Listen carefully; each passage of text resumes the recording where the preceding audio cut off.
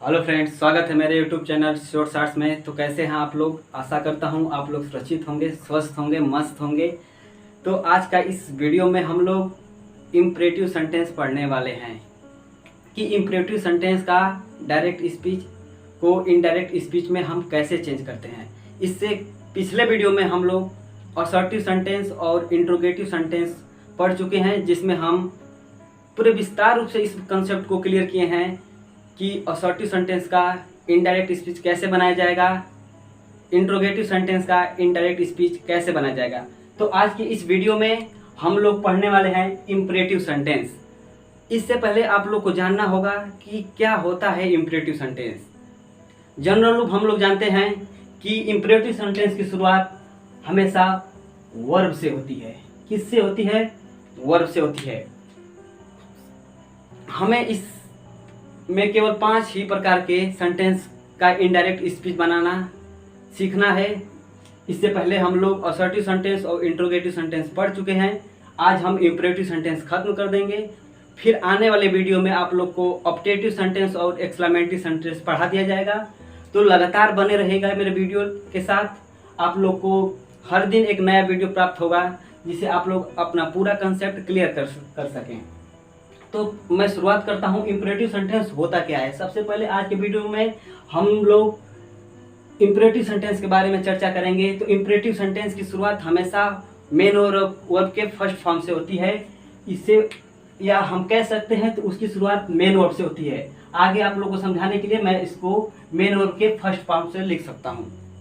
उसके बाद फिर क्वेश्चन आता है कि हम लोग कैसे जानेंगे कि कोई भी सेंटेंस रिपोर्टेड स्पीच में असर्टिव है कि इंट्रोगेटिव है कि इम्परेटिव है कि ऑप्टेटिव है या एक्सक्लेमेटरी है। तो जैसे हम लोग रिपोर्टेड स्पीच में का कोई सेंटेंस देखेंगे तो उसमें यदि शुरुआत मेन वर्ब से हो तो हम लोग जान जाएंगे तो वह इम्परेटिव सेंटेंस है। दूसरा रूल क्या है, कैसे जानेंगे? उस सेंटेंस में हमें प्लीज या काइंडली दिखेगा। उस सेंटेंस में हमें क्या दिखेगा? प्लीज या काइंडली दिखेगा। यदि हमें रिपोर्टेड स्पीच में दिए हुए सेंटेंस में यदि कहीं भी हमें प्लीज या काइंडली दिख जाए तो हम इससे यह पकड़ लेंगे कि यह इम्परेटिव सेंटेंस है। इसका इनडायरेक्ट कैसे हम बनाएंगे, आज के वीडियो में हम लोग सारे कंसेप्ट क्लियर करेंगे। तीसरा रूल क्या होता है, कैसे पहचानेंगे कि यह इम्परेटिव सेंटेंस है? इसकी शुरुआत हम लेट से भी कर सकते हैं। किससे कर सकते हैं? लेट से। यदि किसी भी सेंटेंस की शुरुआत लेट से हो तो उसे हम जान जाएंगे कि वह किसका है? इम्परेटिव सेंटेंस का है। तो आज हम सारे को बताएंगे कि कैसे चेंज किया जाता है। आपके परीक्षा में 1 नंबर का क्वेश्चन यहाँ से जरूर आता है, चाहे वह कॉम्पिटिटिव एग्जाम हो या कोई भी बोर्ड का एग्जाम हो। तो आप लोग इस वीडियो को ज़्यादा से ज़्यादा लाइक करें और शेयर करें। तो स्टार्ट करता हूँ इसी के साथ। दूसरा क्या होता है, चौथा रूल होता है, उसकी शुरुआत हम डोंट से भी कर सकते हैं। उसकी शुरुआत किससे होती है? डोंट से भी हो सकती है। तो आते हैं, बताते हैं। सबसे पहले इसमें इम्परेटिव सेंटेंस मेन वर्ब से स्टार्ट हो सकता है, या दिए हुए रिपोर्टेड स्पीच में प्लीज या काइंडली शब्द हमें कहीं दिखाई दे तो हम तुरंत पकड़ लेंगे तो यह इम्परेटिव सेंटेंस है। तीसरी चीज, इसकी शुरुआत लेट से भी हो सकती है तो हम जान जाएंगे कि यह इम्परेटिव सेंटेंस है। चौथी चीज, यदि इसकी शुरुआत डू नॉट से हो या डजंट से हो या किसी भी हेल्पिंग के साथ नॉट लग के स्टार्ट हो, इसे हम डू नॉट को कैसे पहचान सकते हैं? ये भी एक प्रकार का वर्ब ही है, लेकिन क्या है? हेल्पिंग वर्ब है। तो हम पहले ही आपको बताए हैं कि किसी भी सेंटेंस को, इंपरेटिव सेंटेंस को हमें पहचानना है तो वह उसकी शुरुआत हमेशा मेन वर्ब से या वर्ब से कह सकते हैं, वर्ब से होती है उनकी शुरुआत। चलिए तो आपके स्टार्ट करता हूं। तो कैसे इसको चेंज किया जाता है, इसके सेट टू को किस में हम चेंज करेंगे, इसमें कंजक्शन क्या लगाएंगे और बचे हुए सेंटेंस को हम किस में चेंज करेंगे, तो सारे कंसेप्ट को आज मैं सारे डाउट को आपको क्लियर कर दूंगा। चलिए आइए।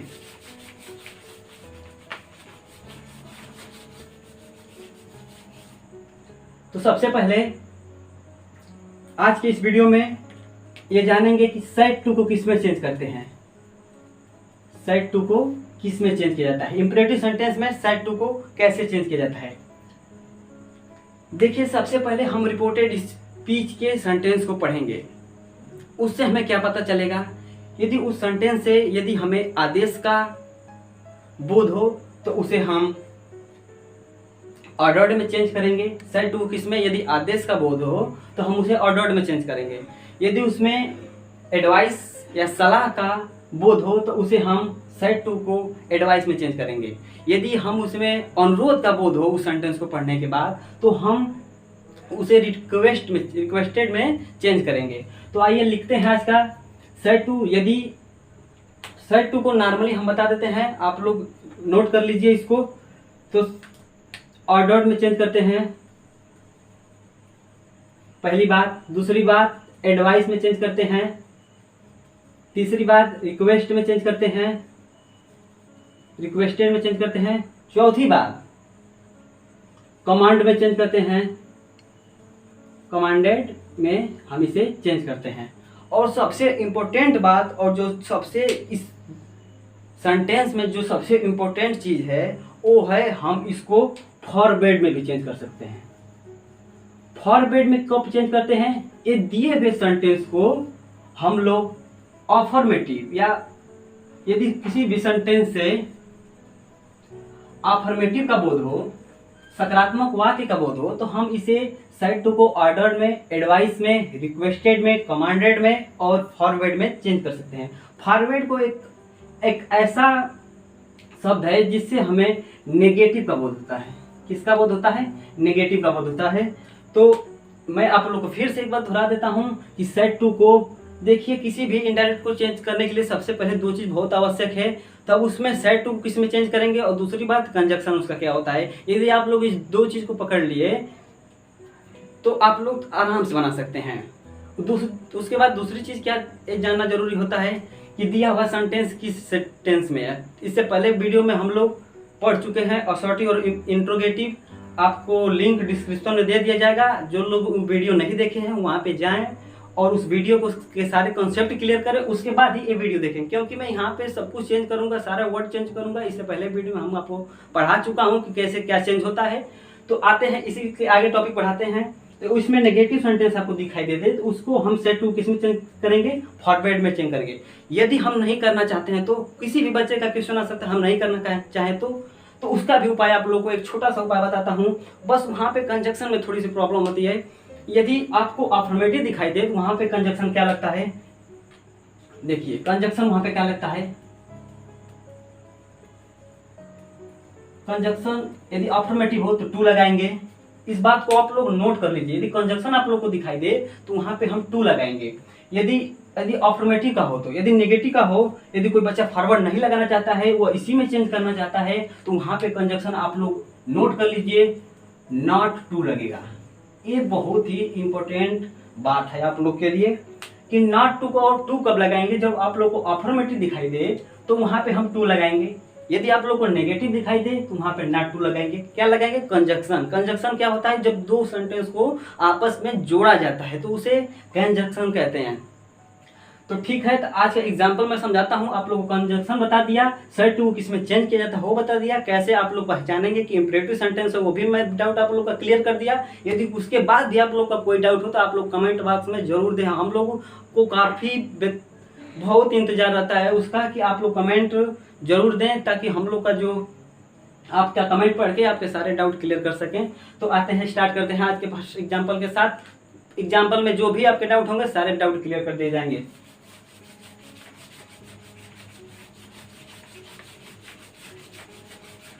फर्स्ट एग्जाम्पल से स्टार्ट करता हूं। सबसे पहला एग्जाम्पल आप लोग ध्यान से सुनिए और इसे समझिएगा। मुझे आशा ना बल्कि पूरा विश्वास। चलो आते हैं एग्जाम्पल पे। एग्जाम्पल के आपके सब डाउट क्लियर कर देंगे। तो पहला एग्जाम्पल आप लोग के सामने आता है, ध्यान से देखिएगा। The teacher said, comma, inverted comma, stand up on the bench, comma, inverted comma बंद। ये सबसे पहले आप लोग का फर्स्ट एग्जाम्पल आप लोग के सामने रहा। जो भी डाउट होंगे इस एग्जाम्पल में आप लोग का सारा डाउट क्लियर कर दूंगा। देखिए ध्यान से सुनेगा मेरी बात को। वीडियो के सबसे पहले मैं आप लोगों को बताया हूं कि किसी भी सेंटेंस को देखते हैं तो उसमें सबसे पहले हम आप लोग को बता चुके हैं कि ये क्या होता है, रिपोर्टिंग वर्ब। ये होता है रिपोर्टिंग वर्ब। ये होता है जो इन्वर्टेड कामा के अंदर होता है वो क्या होता है, रिपोर्टेड स्पीच। ये रिपोर्टिंग वर्ब होता है, ये रिपोर्टेड स्पीच होता है। तो सबसे पहले हम रिपोर्टेड स्पीच में देखेंगे कि वो सेंटेंस किस प्रकार का है, या वो अफर्मेटिव है, या जिसे हम असर्टिव भी बोलते हैं, या इंट्रोगेटिव है, या इंपरेटिव है, या ऑप्टेटिव है, या एक्सक्लेमेटरी है। तो इसे हम देखते हैं। तो स्टैंड अप ए मेन वर्ब से यदि इसकी सेंटेंस की शुरुआत हुई है तो इससे हम पहचान लेंगे कि वो इंपरेटिव सेंटेंस है। आइए इसका बनाते हैं।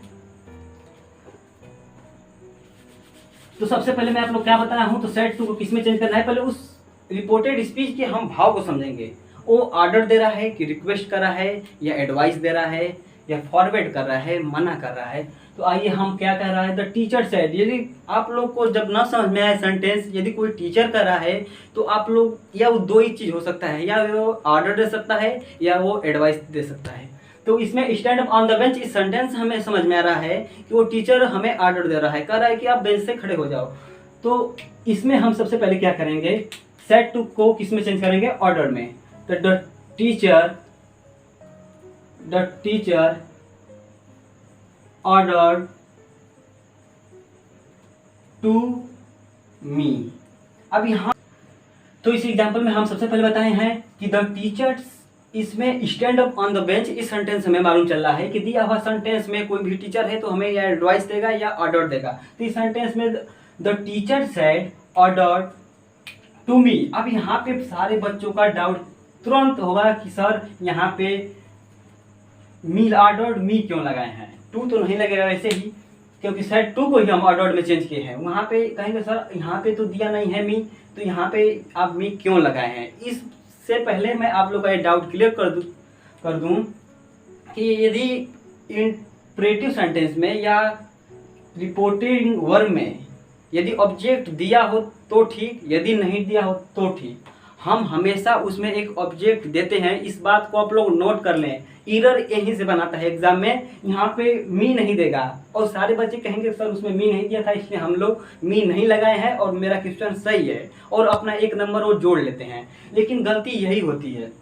यहाँ पे हमें ये जानना सबसे बड़ी बात है कि इंपरेटिव सेंटेंस में यदि हमें ऑब्जेक्ट नहीं दिया है, तो इसमें हम आप लोग को यही समझा रहे थे कि यदि इंपरेटिव सेंटेंस में दिए हुए रिपोर्टिंग वर्ब में यदि आप लोग को ऑब्जेक्ट न दिखाई दे तो आप लोग हमेशा उसमें ऑब्जेक्ट लगाएंगे। मेन एरर यहीं से बनाता है, वो सारे बच्चे मिस्टेक यहीं पे करते हैं। तो देखिए क्या होता है, इसको हम मिटा देते हैं, सीधा सीधा बनाते हैं। उसके बाद कोई एग्जाम्पल आपको बताऊंगा, जो भी डाउट होंगे आपके सारे क्लियर हो जाएंगे। ऑर्डर मी, फिर उसके बाद बता रहा हूँ कि यहाँ पे कंजक्शन क्या लगेगा। इससे पहले आप लोग को रिपोर्टेड स्पीच को देखना होगा कि वो अफर्मेटिव है या नेगेटिव है। यदि आपको नेगेटिव दिखाई दे तो यहाँ पे नॉट टू लगाएंगे, यदि आप लोग को अफर्मेटिव दिखाई दे तो हम हमेशा टू लगाएंगे। तो यहाँ पे अफर्मेटिव हमें दिखाई दे रहा है तो यहाँ पे हम टू लगाएंगे।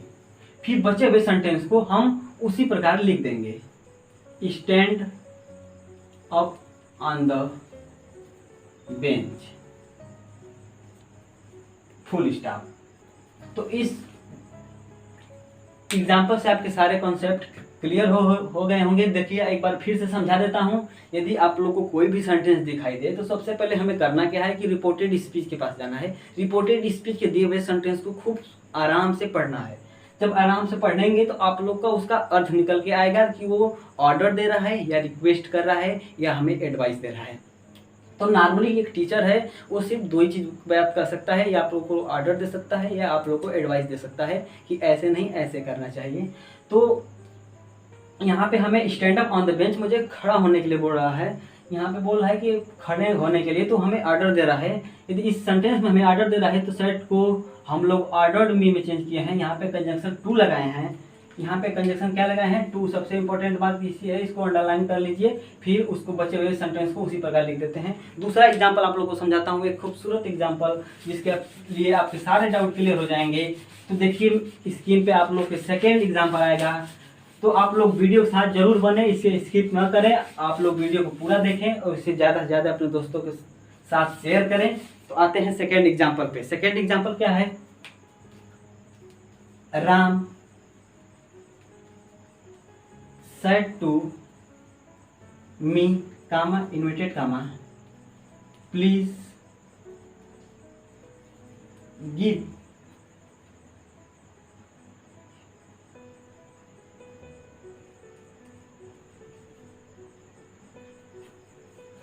Please, Ram said to me please give her pen, inverted comma बंद। इससे पहले आप लोग आराम से पढ़ें, इससे पहले मैं आप लोगों को नहीं बताया हूं, यदि ध्यान से पढ़ें। सबसे पहले मैं क्या बताऊं, कहाँ जाना है हमें, रिपोर्टेड स्पीच के पास। रिपोर्टेड स्पीच हमें इन्वर्टेड कॉमा की जो अंदर है उसे हम रिपोर्टेड स्पीच करें, ये हमें दिखाई दे दिया। ये क्या रहा है, please give me her pen, मुझे उसकी कलम दो।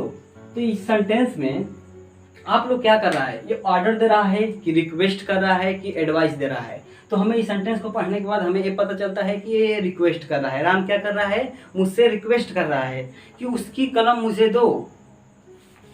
तो इस सेंटेंस में राम बनाते हैं इस सेंटेंस का हम इनडायरेक्ट स्पीच। तो सबसे पहले राम, उसके बाद सेड टू को किस में चेंज करेंगे, रिक्वेस्टेड में। इसमें चेंज करेंगे रिक्वेस्टेड में, राम रिक्वेस्टेड मी। कंजक्शन क्या लगाएंगे, अफर्मेटिव सेंटेंस है कंजक्शन, इंपरेटिव सेंटेंस में ये अफर्मेटिव है, यहाँ पे कंजक्शन टू लग गया। यदि नेगेटिव होता तो नॉट टू लगाते। उसका भी एग्जांपल आप लोगों को मैं अभी इसके जस्ट बाद दूंगा। उसके बाद एक सबसे इंपॉर्टेंट चीज आप लोगों को इधर बनाएगा परीक्षा में कि वहाँ पे इसके बाद तुरंत ऐसे उतार देगा, please give me her pen.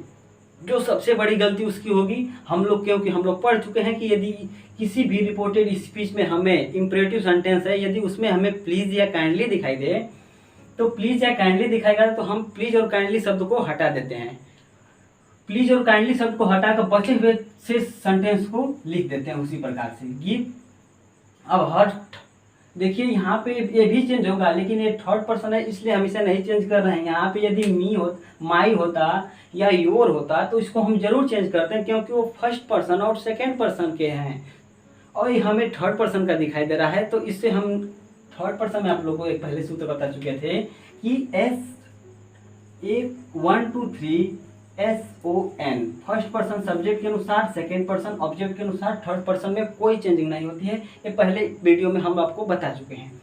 आते हैं यहाँ पे हर है तो इसी तरह हर हो जाएगा, उसके बाद पेन हो जाएगा, फिर फुल स्टॉप। दूसरा एग्जाम्पल यहाँ पे देखिए ध्यान से, the doctor said, inverted comma,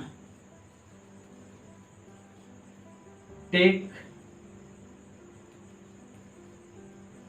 medicine timely. देखिए आप लोगों को सेकेंड एग्जाम्पल मैं दिया हूं कि the doctor said take medicine timely. यहाँ पे डॉक्टर की बात की जा रही है तो हमें सबसे पहले वो तो ऑर्डर देगा नहीं, ऑर्डर दे सकता है एडवाइस, पर रिक्वेस्ट तो कभी नहीं कर सकता है कि प्लीज दवा खा लो या तुम्हें दवा समय से खाना चाहिए। वो तो डॉक्टर है, आप लोग को सबसे पहले वो तो या ऑर्डर देगा, रिक्वेस्ट तो कभी नहीं करेगा। यदि वो डॉक्टर है तो रिक्वेस्ट कभी नहीं करेगा, इस बात को आप लोग ध्यान दीजिएगा। तो आते हैं इसको पढ़ते हैं, the doctor said take medicine timely. तो इसे हम चेंज करते हैं इनडायरेक्ट स्पीच में। सबसे पहले मैं बता दिया हूँ कि आपको रिपोर्टेड स्पीच को पढ़ना है, यदि वो अफर्मेटिव है तो वहाँ पे कंजक्शन टू लगेगा। द डॉक्टर सेड, तो इसको हम चेंज करते हैं, द डॉक्टर सेड को यदि हम बताए हैं तो इस टेक मेडिसिन टाइमली, हमें समय से दवा लेनी चाहिए, तो हमें सलाह दे रहा है। हमें वो डॉक्टर क्या दे रहा है, सलाह दे रहा है। तो सलाह देने के लिए मैं आपको क्या बताया हूँ, एडवाइस, फिर जो बचा है सेंटेंस उसी को हम उसी तरह उतार देंगे। टेक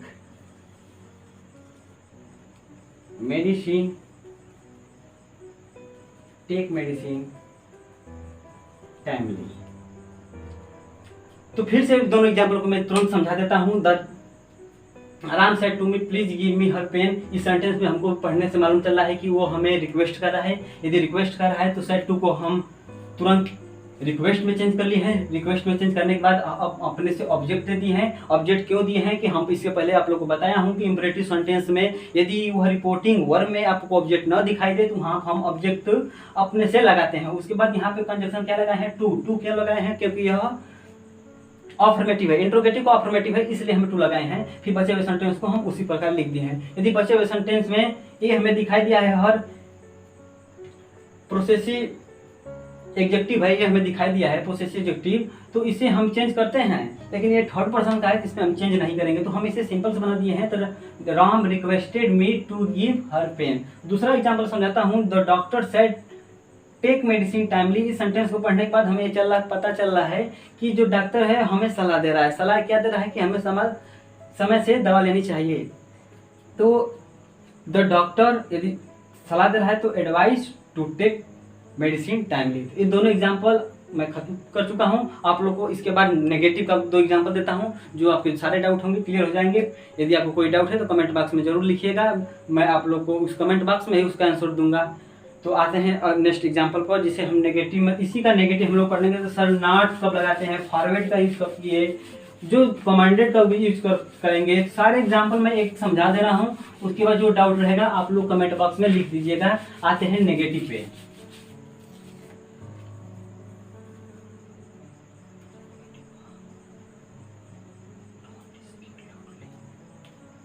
देखिए, दे सेट या the teacher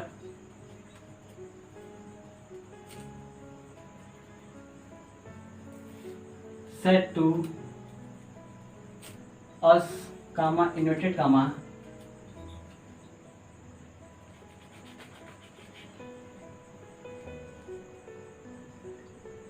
don't speak loudly. Inverted comma बंद। नेगेटिव सेंटेंस का एग्जांपल आप लोगों के सामने लाया हूं कि the teacher said to us, अध्यापक हम लोग से कहे कि डोंट स्पीक लाउडली, ज्यादा तेजी से मत बोलो। इस सेंटेंस को पढ़ने के बाद हमें पता चला है कि इसकी शुरुआत किससे हुई है। यहाँ पे देखिए बच्चे इधर क्या करते हैं, यहाँ पे डू नॉट से स्टार्ट हुए तो तुरंत बच्चों के बाद में दिमाग में ये बात जाती है कि ये तो हमें हेल्पिंग वर्ब दिखाई दी, इससे तुरंत इसको इंट्रोगेटिव सेंटेंस में बनाएंगे, इसको तुरंत इंट्रोगेटिव सेंटेंस में बनाएंगे, तुरंत कंजक्शन चेंज करेंगे, टू की जगह इफ करेंगे, तो काफी एरर इस सेंटेंस बनता है। मेन यदि इसका जो मैच्योर होता है और इसका जो मेन टॉपिक है ये यही है। सिंपल तो कोई सब कुछ सभी लोग बना लेते हैं, जो लेकिन जो एग्जामिनर होता है वो उन्हें पता है कि सिंपल तो सारे लड़के बना लेंगे, इसलिए थोड़ा सा बस चेंज करता है, हम लोग के माइंड के साथ बहुत थोड़ा सा बस खेलता है और हम लोग वहाँ पे गलती कर चुके होते हैं। और देखिए इसका पढ़ेंगे सबसे पहले, the teacher said to us don't speak loudly. ये सेंटेंस नेगेटिव है, यहाँ पे हमें कंजक्शन क्या लगाना है आप लोगों को मैं बता चुका हूँ, नॉट टू लगाएंगे। डोंट स्पीक लाउडली वो क्या कर रहा है, हमें ऑर्डर दे रहा है कि ज्यादा तेजी से शोर मत करो या ज्यादा तेजी से मत बोलो। तो द टीचर सेड टू को हम किस में चेंज करेंगे, ऑर्डर में। ऑर्डर कंजक्शन क्या लगाएंगे, not to. Not to conjunction लगा दिए, उसके बाद जो बचा है देखिए। और कैसे आप लोग तो सबसे पहले आप लोग का डाउट होगा कि कैसे जान गए हैं कि ये इंपरेटिव सेंटेंस है, हेल्प इंट्रोगेटिव सेंटेंस के ये डू तो हेल्पिंग वर्ब भी है।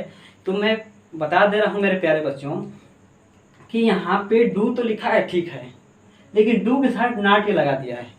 यदि इंट्रोगेटिव होता कि हम लोग उसका स्ट्रक्चर पढ़े हैं कि हेल्पिंग वर्ब के बाद तुरंत सब्जेक्ट आता है, उसके बाद ही नॉट लगता है, सब्जेक्ट के बाद हमेशा नॉट आएगा। सबसे पहले इंट्रोगेटिव में क्या होता है कि सबसे पहले हेल्पिंग वर्ब होता है, उसके बाद सब्जेक्ट होता है, उसके बाद नॉट होता है, उसके बाद जो अदर होते हैं वो सब होते हैं। लेकिन इसकी शुरुआत हम सबसे पहले वीडियो की शुरुआत में ही बता दिए हैं कि इसकी शुरुआत प्लीज या काइंडली से होगी। सेंटेंस को पढ़ने के बाद हमें उससे रिक्वेस्ट या एडवाइस या कमांडेड इस चीज़ का हमें बोध होगा। तो यहाँ पे हम सबसे पहले यही बताए हैं आप लोग को कि जो यहाँ पे नॉट टू है तो इससे हमें ये पता चलता है कि ये नेगेटिव है, इसको हमें नॉट टू में चेंज कर दी है। बचा हुआ जो सेंटेंस है उसी को हम इसी प्रकार से लिख सकते हैं, स्पीक लाउडली फुल स्टॉप। तो बहुत ये एग्जाम्पल आप लोग के लिए बेहतर है, क्योंकि यहाँ पे एरर बनाता है एग्जामिनर, तो काफ़ी हमारे लोग के साथ वो लोग डू नॉट देकर डिस्टर्ब करते हैं कि बच्चे सारे। यहाँ पे पहला ऑप्शन आपको मिलेगा, तुरंत मिलेगा, यदि आप लोग जैसे ही पेपर खोलेंगे वहाँ पे मिलेगा तुरंत इफ कंजक्शन आपको दिखाई देगा, और इसी तरह सेम बनाया होगा। तो आप लोगों के दिमाग में तो वो ये तो तुरंत हमें दिखाई दे दिया, वहाँ पे नॉट भी वहाँ पे इसमें जोड़ा होगा, तो यहाँ पे तो आप लोग यहाँ, लेकिन वहाँ पे आस्क्ड ये नहीं लिखा होगा, ऑर्डर नहीं, तो आप लोग जहाँ पे डू नॉट साथ दिखाई दे तुरंत आप लोग के दिमाग में इस चीज़ बननी चाहिए कि ऑर्डर दिया है, कि एडवाइस दिया गया, क्या कुछ भी दिया है, और तुरंत कंजक्शन से आप पकड़ लेंगे। तो जो बचा हुआ सेंटेंस है उसको हम इसी तरह लिख दिए हैं। एक बार फिर से समझा देता हूँ। The teacher said to us don't speak loudly. ये इस सेंटेंस को पढ़ने के बाद हमें ये नेगेटिव दिखाई दिया है, तो नेगेटिव के अनुसार हम इसे नॉट टू में कंजक्शन चेंज किए हैं और बचे हुए सेंटेंस को हम इसी तरह उतारते हैं। एक आता हूँ लास्ट एग्जाम्पल को आपके साथ लेकर देखिए ध्यान से।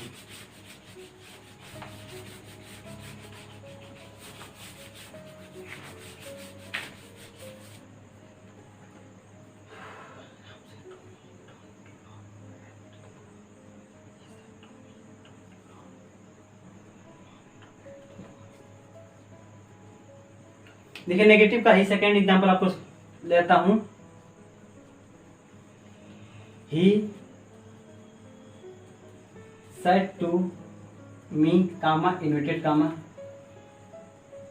डोंट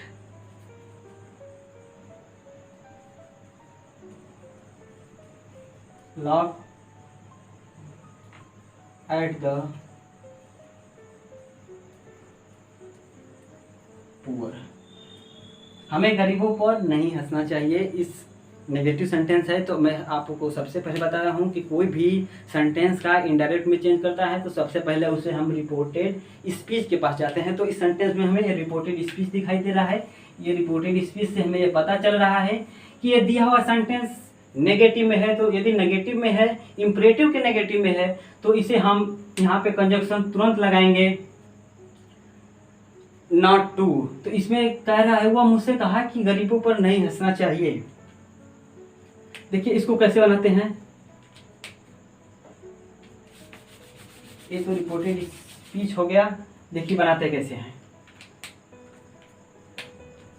ही सेड टू को किस में चेंज करेंगे। इस सेंटेंस को पढ़ने के बाद क्या पता चल रहा है कि कोई भी है वह मुझसे कह रहा है कि हमें गरीबों पर नहीं हंसना चाहिए, तो मुझे एडवाइस दे रहा है। और इस सेंटेंस को पढ़ने से हमें पता चल रहा है कि कोई है जो मुझे एडवाइस दे रहा है कि हमें गरीबों पर नहीं हंसना चाहिए, कि ही एडवाइस मी। कंजक्शन क्या लगाएंगे, नॉट टू। आप लोग को बार बार मैं बता रहा हूं कि इंपरेटिव सेंटेंस है, नेगेटिव है, तो कंजक्शन हमें क्या दिखाई देगा, नॉट टू। फिर जो बचा है lock at the poor, full stop. इस सेंटेंस में आपके सारे डाउट क्लियर कर दिए गए कि he said to me don't laugh at the poor. इस सेंटेंस को पढ़ने के बाद एडवाइस पता चल रहा है कि यहाँ पे कंजक्शन हम लोग क्या लगा दिए हैं, नॉट टू लगा दिए हैं। सेड टू को किस में चेंज कर दिए हैं, एडवाइस में। बस हमें पता है क्या होता है, यदि हम किसी भी कॉम्पिटेटिव एग्जाम में बैठते हैं तो हमें बस तुरंत पकड़ना होता है कि क्या होता है वहाँ पे, क्योंकि आपके पास वो बोर्ड एग्जाम नहीं होता है, वहाँ पे आप लोग को तुरंत पकड़ना होता है। एक क्वेश्चन पर आप लोग को 30 सेकंड मिलता है, जिसमें आपको 15 सेकंड से लग जाएगा आपको क्वेश्चन पढ़ने में। जो उसके एक इसको दिए होंगे और उसके जो 4 आपके ऑप्शन होंगे, इस सबको पढ़ने में आपको 15 सेकंड लग जाएगा, 15 से 20 सेकंड लग जाएगा। मेन बात है, तो हमें बचा 10 से 12 सेकंड, उसमें हमें पकड़ना होता है कि क्या सही होगा। और उसके बाद आने वाले क्वेश्चन का भी प्रेशर होता है, तो हम तुरंत बस 2 चीज देखते हैं। तो सेड टू किसमें चेंज किया है, यहाँ पे कंजक्शन क्या लगा है, ये जो हम पार्ट ऑफ स्पीच में पढ़ाए थे, जो टुडे था, स्टरडे था, उसमें किसको चेंज किया है, और टेंस में क्या चेंजिंग की है। इस प्रकार देखो हम तुरंत पकड़ के ट्रिक मार के फिर अगले क्वेश्चन पर चले जाते हैं। तो इस बात फिर से आप लोग को एग्जाम्पल दे रहा हूँ, उसमें ये आज का आखिरी एग्जाम्पल होगा, जिसे आप लोग पढ़ के आपके सारे डाउट क्लियर कर दिए जाएंगे। मैं छोटा सा 2 एग्जाम्पल आप लोग को और समझा रहा हूँ, देखिए ध्यान से। आज इंपरेटिव सेंटेंस को हम लोग जड़ से उखाड़ फेंक देंगे। जितने लोग आज मेरे वीडियो देख रहे हैं उन्हें आप इंपरेटिव सेंटेंस में कोई प्रॉब्लम नहीं हो, क्योंकि मैं शुरू से 0 से स्टार्ट किया हूँ आज इंपरेटिव सेंटेंस। कि इंपरेटिव सेंटेंस कहते किसे हैं, इसका कैसे चेंज करते हैं, क्या इसका जो रूल होता है वो क्या होता है, कैसे किस प्रकार से इसको हम चेंज कर सकते हैं। तो आपका जो सारा डाउट है आज मैं क्लियर कर दूंगा। जब तक क्लियर नहीं होगा मेरे साथ वीडियो में बने रहिएगा आप लोग। देखते हैं आके next video.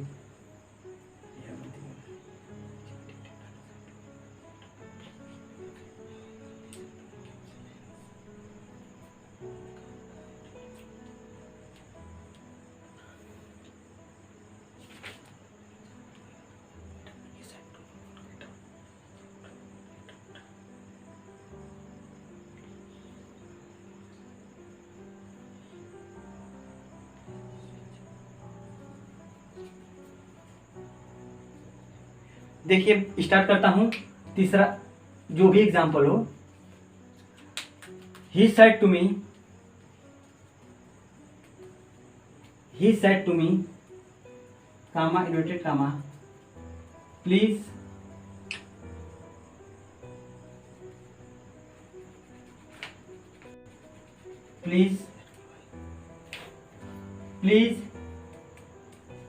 switch on the light।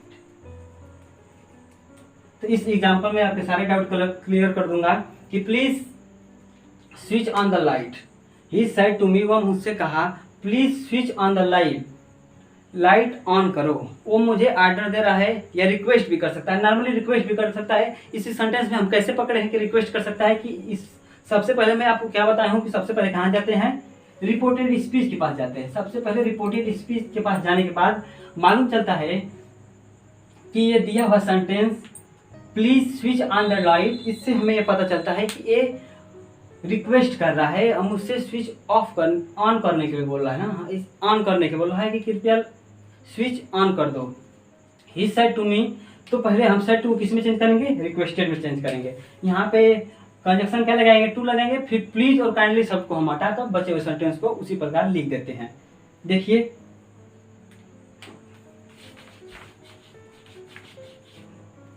he requested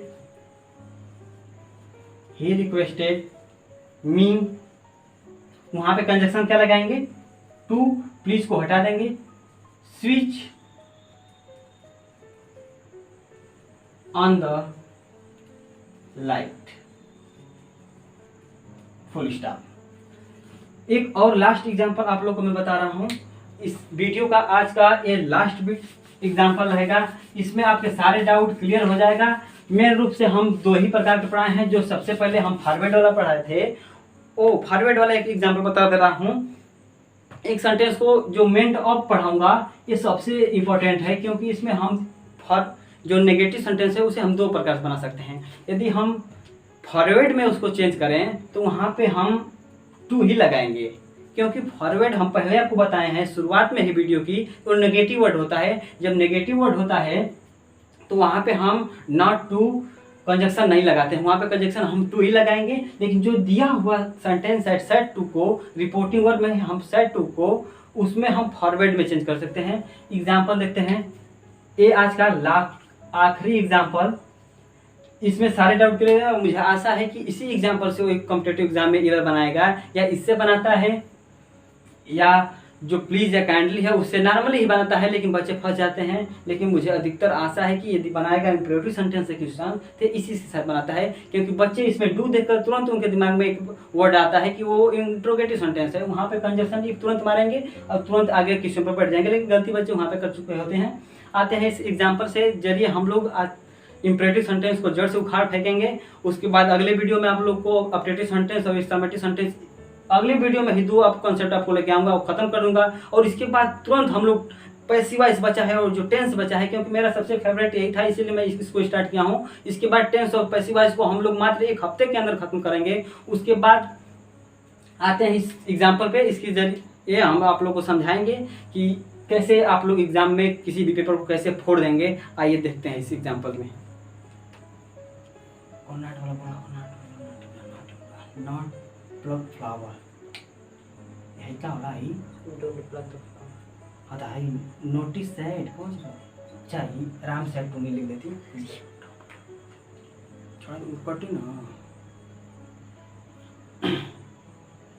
अब यहाँ से देखिए आज का वीडियो, आज का ये लास्ट एग्जाम्पल है।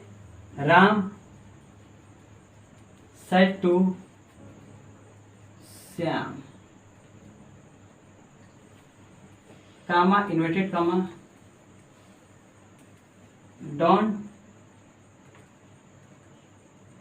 Plug, Ram said to Shyam don't plug the flower. तो इस सेंटेंस को हम दो प्रकार से बनाएंगे। मेन एरर यहीं से बनाएगा। देखिए दोनों किस प्रकार से बनाते हैं। इसको हम फॉरवर्ड में भी चेंज करेंगे और जो यहाँ पे दिया है उसको हम एडवाइस में भी चेंज करेंगे। तो ध्यान से सुनिए, दो प्रकार से कैसे बना सकता है। दोनों में से कोई भी ऑप्शन दे सकता है। फॉरवर्ड वाला भी ऑप्शन देगा। फॉरवर्ड देखते ही बच्चे आधा कहते हैं कि मैं ये तो पढ़ा ही नहीं हूँ। तो आज का भी वीडियो देखेंगे तो आप कभी गलती नहीं करेंगे। देखिए कैसे इसको मैं बनाता हूं। देखिए राम, पहले फॉरवर्ड्स बनाता हूं। जब फॉरवर्ड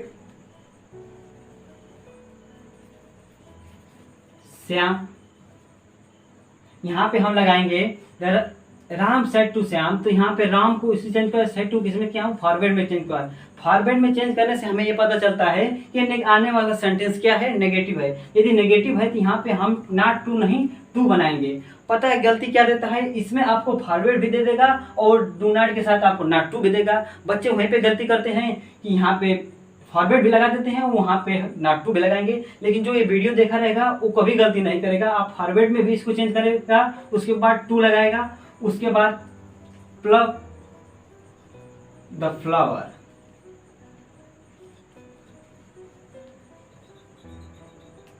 दूसरा किस प्रकार इसको बनाते हैं, दूसरा ध्यान से सुनिए आप लोग।